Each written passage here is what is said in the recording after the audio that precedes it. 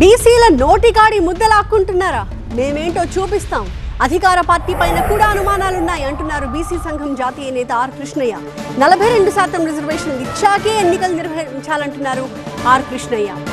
Are Krishnaiah వ్యాఖ్యల పూర్తి సారాంశాన్ని మా కరెస్పాండెంట్ శ్రీధర్ అందిస్తారు. బీసీ రిజర్వేషన్లకు సంబంధించి జీవోతో పాటు స్థానిక ఎన్నికల అమలును నిలిపివేస్తూ ఆ రాష్ట్ర హైకోర్టు స్టే విధించింది. దానికి సంబంధించి మనతో మాట్లాడేందుకు బీసీ సంఘ జాతీయ నేత ఎంపీ ఆర్ కృష్ణయ్య మనతో ఉన్నారు. సార్ చెప్పండి, ఇప్పటికే బీసీలకు సంబంధించి మొత్తం కూడా హైకోర్టు స్టే విధించింది, అంటే దీన్ని ఏ విధంగా చూస్తారు? ఇది చాలా అన్యాయమైనటువంటి స్టే. పొద్దున్న నామినేషన్లు వేస్తుంటే సాయంత్రము స్టే ఇస్తారా? ఎక్కడన్నా సుప్రీంకోర్టు తీర్పు ఉంది. ఎన్నికల షెడ్యూల్ ప్రకటించినాక, స్టే విధించినాక, నోటిఫికేషన్ ఇచ్చినాక స్టే ఎట్టి పరిస్థితులు ఇవ్వద్దని సుప్రీంకోర్టు తీర్పు ఉంది. తీర్పుకు విరుద్ధంగా హైకోర్టు స్టే ఇవ్వడము, ఇది కోట్లాది మంది 56% బీసీ ప్రజల నోరుగొట్టడం, నోటికాడి అన్నం ముద్ద లాక్కోవడం. దీనికి సమాజము, వ్యవస్థ భారీ మూల్యం చెల్లించవలసి వస్తుందని హెచ్చరిస్తున్నారు. అంటే కావాలనే కాంగ్రెస్ పార్టీ బీసీలను మభ్యపెట్టేందుకే ఈ జీవోని తీసుకొచ్చిందని కూడా అంటున్నారు. జీవోకు బలమైనటువంటి బేసెస్ ఉన్నాయి. ఎందుకంటే మేము ఒట్టిగా జీవో తీసి ఊరుకున్నది కాదు.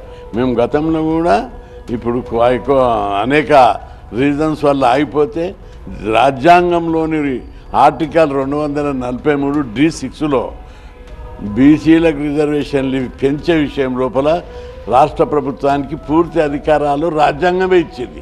ఒకటి అడ్డం పెడతారు, 50%. ఏం వీళ్ళ తాత జాయిరా 50% లిమిట్ పెట్టడానికి ఎవనప్ప సొమ్ము మేము ఎంతున్నామో మాకు అంత వాటా ఇవ్వాలి.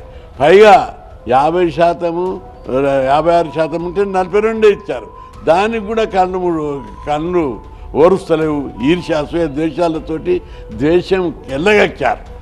హైకోర్టు ఇచ్చినటువంటి స్టే మీద పెద్ద ఎత్తున భారీ మూల్యం చెల్లించుకుంటుందని హెచ్చరిస్తున్నారు. బీసీ బిల్లును ఆమోదించకుండా కేంద్రం కూడా బీసీలకు వెన్నుపోటు పొడిచిందని బీఆర్ఎస్ నాయకులు కూడా అంటున్నారు.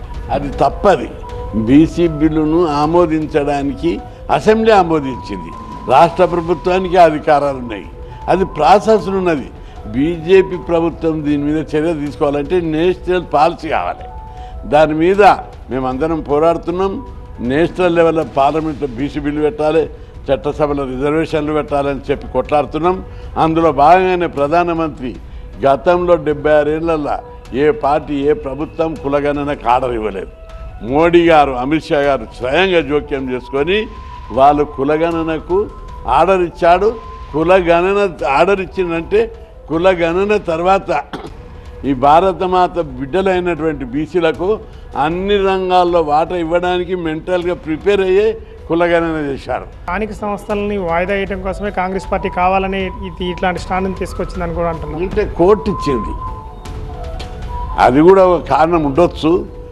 దాని బ్యాక్గ్రౌండ్ తెలియదు. కానీ మీరు ఒకటి గమనించాలి, ఇక్కడ సమాజం కూడా గమనించాలి.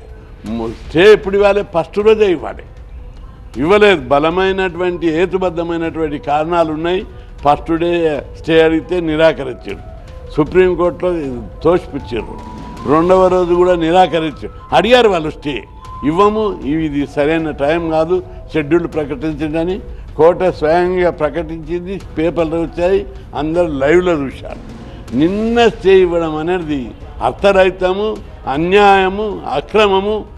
బీసీలకు న్యాయం జరిగి రిజర్వేషన్ అమలయ్యేంత వరకు కూడా రాష్ట్ర వ్యాప్తంగా నిరసన కార్యక్రమాలు చేపడతామని ఆర్ కృష్ణయ్య అంటున్నారు. కెమెరా పర్సన్ రంగాతో శ్రీధర్, TV9 హైదరాబాద్.